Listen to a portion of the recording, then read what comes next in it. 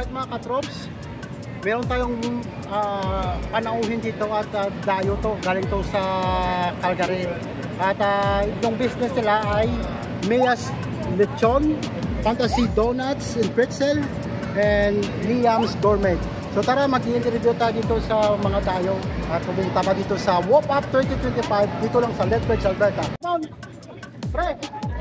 Nice meeting you. Ito pa mo nga? Ace.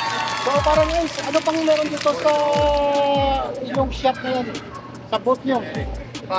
Makikita nyo naman, no, maraming variety na I'm good, sa pwesto namin ngayon.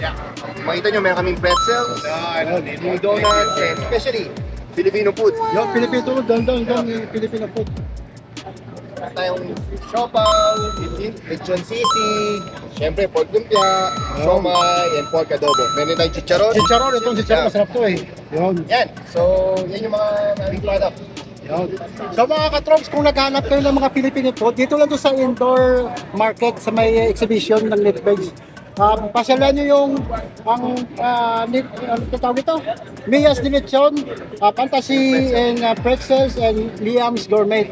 Andito lang to sa loob ng marketplace sa may exhibition. So mga katrops ha, huwag yung kalimutan to kasi tingnan nyo naman ang mga binibenta nila.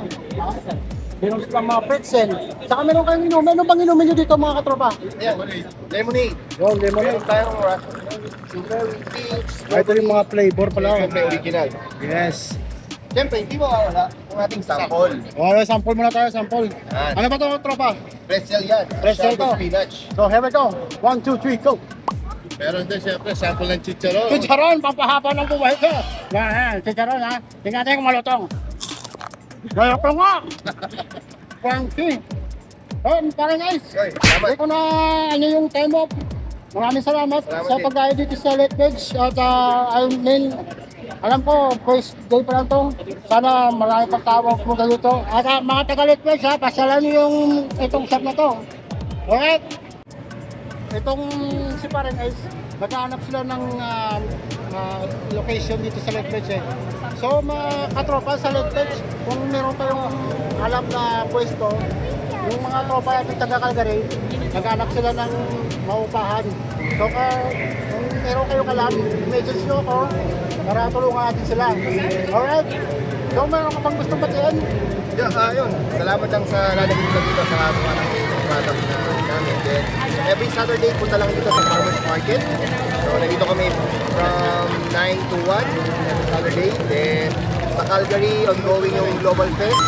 Saka this coming August, last week ng August, September, yung Filipino Festival sa Calgary.